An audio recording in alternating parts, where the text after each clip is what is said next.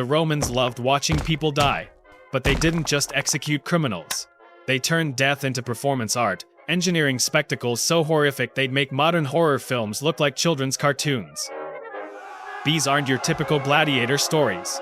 These are the deaths that made even hardened Roman citizens turn away in disgust. Number 1. Marcus Atilius Regulus.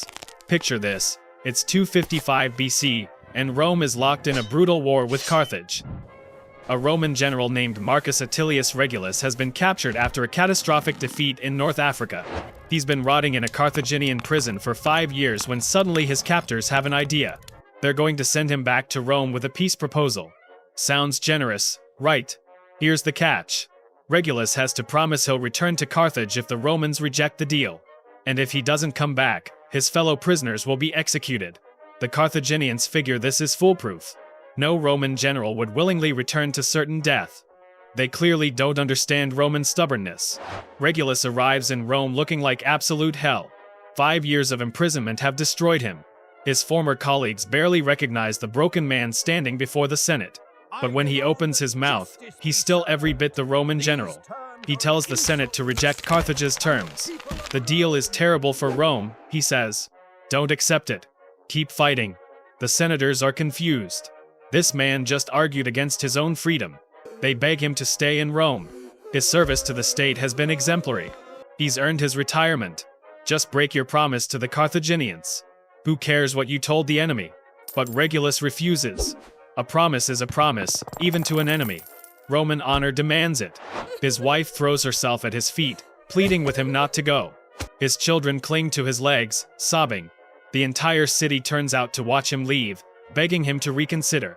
He pushes through the crowd and boards the ship back to Carthage. When he arrives, the Carthaginians are absolutely livid. This wasn't supposed to happen. Regulus was supposed to convince Rome to accept their terms, not argue against them. They decide to make an example of him that Rome will never forget. First, they cut off his eyelids. Then they throw him into a tiny box studded with sharp spikes on the inside. The box is so small he can't sit or lie down properly without impaling himself. Every movement drives the spikes deeper into his flesh. They leave him like this under the scorching North African sun. Without eyelids, he can't close his eyes. The sun burns his retinas while the spikes tear his body apart. For days, he stands in this torture device, unable to sleep, unable to escape the blinding light, slowly being shredded alive. Eventually, mercifully, he dies. The Carthaginians send his body back to Rome in the spiked box. When his family opens it, they find him still standing, frozen in his final agonized position, his eyeless socket staring at nothing. Number 2. The Vestal Virgins. Rome had 6 priestesses called Vestal Virgins, whose job was to keep a sacred flame burning in the Temple of Vesta. Seems simple enough. Tend a fire, perform some rituals, enjoy your prestigious position. But there was one absolutely critical rule. They had to remain virgins for their entire 30-year service. The punishment for breaking this vow wasn't just death. Romans believed that spilling the blood of a Vestal Virgin would bring catastrophe to the entire city. So they invented a method of execution that was technically bloodless but absolutely nightmarish. When a Vestal was accused of breaking her vow, she'd be placed on trial. If found guilty, she'd be dressed in funeral clothes and placed in a covered litter, like an enclosed bed carried by slaves. The litter would be carried through Rome in complete silence. Citizens would part wordlessly as the procession passed. No one could speak. No one could cry out. The city itself became a tomb. The litter would arrive at a location just outside the city walls called the Campus Celeratus, the evil field. There, Roman workers had dug a small underground chamber. Inside, they'd placed a bed, a lamp with a small amount of oil, and a tiny portion of bread and water. The Vestal would be unsealed from her litter and forced to climb down a ladder into this chamber. The lamp would give her just enough light to see her tomb. The bread and water were just enough to keep her alive for maybe a day or two, prolonging the horror. Then the ladder would be pulled up. Workers would seal the chamber's entrance with a large stone slab.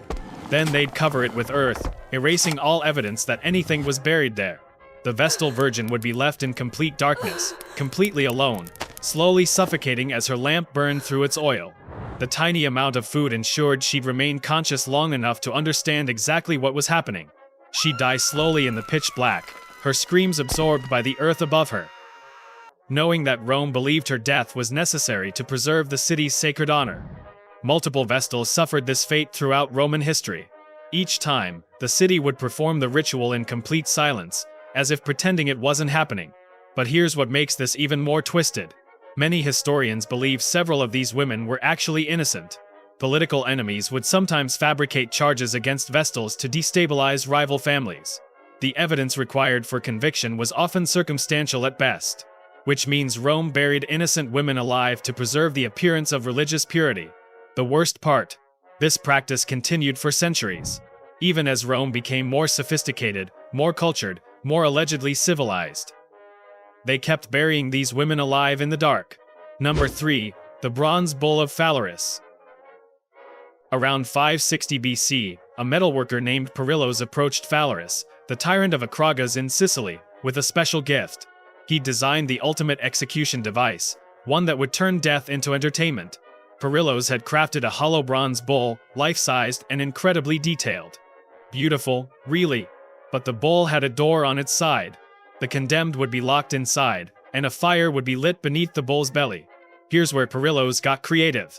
He designed a complex system of tubes and stops inside the bull's head. That would convert the victim's screams into sounds resembling an actual bull's bellowing. As the person inside cooked alive, their agony would create what Perillos called the finest music. He demonstrated the acoustic properties for Phalaris, explaining how the tubes amplified certain frequencies while dampening others. The result would sound almost musical to listeners outside. Suffering transformed into art. Phalaris listened to this pitch, studied the bronze bull, examined the intricate tube system. Then he looked at Perillos and said something like, "This is incredible, but I need to know it works properly. Get inside, Perillos probably laughed nervously, assuming this was a joke. It wasn't. Guards forced Perillos into his own creation and sealed the door. They lit the fire beneath the bull, and as the bronze heated, Perillos began screaming. His own tube system converted those screams into the bellowing of a bull, exactly as designed. But Phalaris wasn't completely merciless. He had Perillos removed before he died, because killing the artist would be wasteful. Instead, he had Perillos thrown off a cliff. The message was clear: design instruments of torture, become their first victim. Yet Phalaris kept the bull, used it regularly. In fact, enemies, criminals, anyone who displeased him, they'd all take their turn inside the bronze beast. The executions became public spectacles. Citizens would gather to hear the bull song, never quite forgetting that those musical notes were someone's dying screams. The psychological torture was brilliant. Victims could see the bull being heated before they were locked inside. They'd watch the bronze begin to glow, feel the heat radiating off it, know exactly what was coming. Some apparently begged to be killed any other way. Stabbed, strangled, anything but the bull. Requests were denied. The heating process was deliberately slow. Torturers had perfected the technique, knowing exactly how to build the fire to maximize suffering time. Too hot, the victim died quickly. Too cool, nothing happened. But the right temperature, that could keep someone conscious and screaming for an extended period. Ancient sources claim the bull's acoustic design worked perfectly. Spectators genuinely couldn't tell if they were hearing human screams or animal sounds. Some probably convinced themselves it was just a bull, not a person. Easier to enjoy the spectacle that way. Phalaris ruled for 16 years, and the bronze bull remained his favorite execution method. But tyranny never lasts forever. Eventually, the citizens of Acragas revolted. They captured Phalaris, and according to legend, they gave him a taste of his own medicine. They locked Phalaris inside the bronze bull and lit the fire beneath it. The tyrant who'd turned execution into performance art became the final performer. His screams converted into bull sounds, exactly as Perillos had designed. The same crowds that had gathered for entertainment before now gathered for justice. The music played one last time. After Phalaris died, the bull disappeared from history for a while. Some sources claim it was destroyed. Others say it was preserved as a historical artifact. There are even reports that it showed up in other cities, used by other tyrants who'd heard the stories and wanted their own version. Whether those later bulls were the original or copies, we don't know. But the concept spread. Other cultures developed similar devices. Heat plus enclosed space plus creative acoustic design became a recurring theme in execution methods. The Romans had their own variations. The Persians experimented with the idea. Even medieval Europe would later develop heated iron devices that echoed Perillos's original concept. The bronze bull became the template. What makes this particularly disturbing is how it weaponized art and engineering. Perillos wasn't just a torturer. He was a craftsman who took pride in his work. The tube system required serious acoustic knowledge. The bronze casting demanded metallurgical skill. He'd created something genuinely impressive from a technical standpoint. He just happened to use those talents for maximum human suffering. Modern scholars debate whether the bronze bull actually existed, or if it was propaganda invented by later historians to make Phalaris seem more monstrous. Some point out that no archaeological evidence has ever been found. No bronze fragments, no contemporary accounts, nothing concrete. But absence of evidence isn't evidence of absence. Bronze was valuable. The bull could have been melted down for other uses. And just because we haven't found it doesn't mean dozens of people didn't die screaming inside it. The Romans certainly believed it existed. They referenced it in multiple texts, always with a kind of horrified fascination.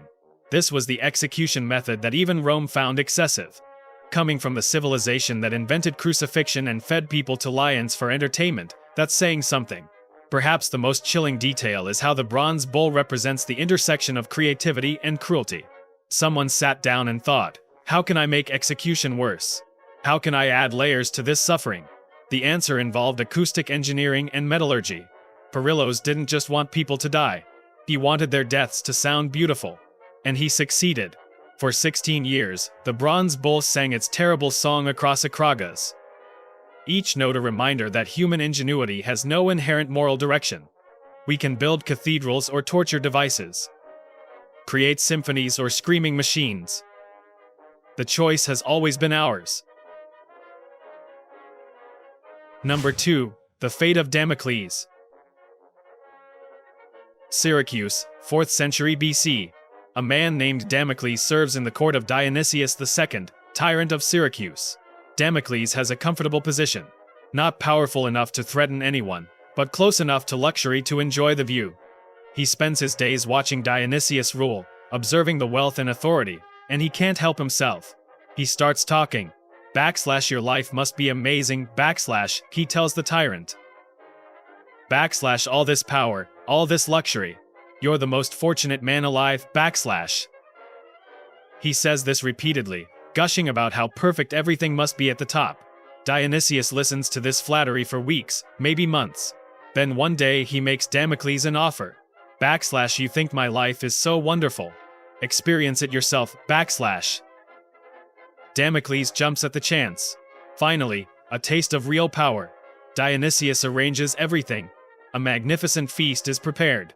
The finest foods Syracuse can offer. Damocles is dressed in royal garments and seated on the tyrant's throne. Servants attend to his every need. Wine flows freely. Musicians play. For a brief moment, Damocles experiences exactly what he'd been fantasizing about. Then he looks up. Directly above his head hangs a sword. A massive blade suspended by a single strand of horsehair. The sword dangles there, point down, hovering inches above Damocles' skull. One slight movement, one tremor, one weakening of that single hair, and the blade drops. Damocles freezes. The food becomes irrelevant. The wine tastes like poison. The music sounds like a funeral dirge.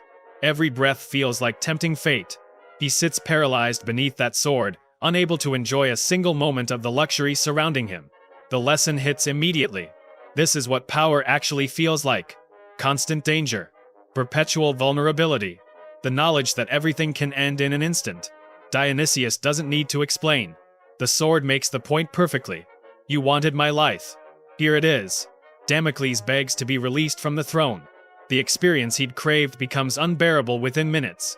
Dionysius grants his request, and Damocles returns to his regular position. Presumably never again mentioning how fortunate the tyrant must be. The story became legendary because it captures something universal about power. From the outside, authority looks like pure benefit. Control, wealth, influence, respect. But those at the top know differently. They understand the sword. Modern leaders face different threats than ancient tyrants, but the principle remains. Every decision creates enemies. Every success breeds resentment. The higher you climb, the more people want to see you fall. Corporate executives feel it. Politicians live it. Anyone with real authority carries that weight. What makes the Damocles story particularly brilliant is its efficiency. Dionysius could have given a lecture about the burdens of leadership. Instead, he created an experience. One sword, one hair, one moment of genuine terror. Damocles learned more in those few minutes than he could have from years of explanation. The physical reality of that blade transformed abstract concepts into visceral understanding. Some historians question whether this actually happened or if it's an invented parable. The earliest account comes from Cicero, writing centuries later. No contemporary sources mention it. But again, historical truth matters less than psychological truth. Whether Dionysius literally hung a sword or whether later writers created the story to illustrate a point, the image resonates because it's accurate. Power does feel like sitting beneath a blade. The horsehair detail is crucial. Not a rope, not a chain. A single strand of hair. Something that could snap at any moment from causes you can't predict or control. You can't reinforce it. You can't inspect it for weaknesses. You just sit there, hoping it holds. That's the tyrant's existence. Dionysius ruled through force and fear, which meant everyone around him had motives to see him dead. His own guards could turn on him. His advisors might plot against him. His family members could scheme for succession. Trust becomes impossible when you've built authority on violence. The modern phrase /sword of Damocles / gets used casually to mean any looming threat. But we've diluted its meaning. The original story wasn't about external danger. It was about the inherent cost of power itself. The sword wasn't an outside threat Dionysius faced. It was the natural consequence of the position he'd chosen. Remove the tyrant from the throne, and the sword disappears. The danger and the power were inseparable. Different cultures developed similar concepts. The crown weighs heavy. Uneasy lies the head that wears it. Every throne is made of swords. All variations on Damocles' lesson. Leadership at the highest levels requires accepting vulnerability as a permanent condition.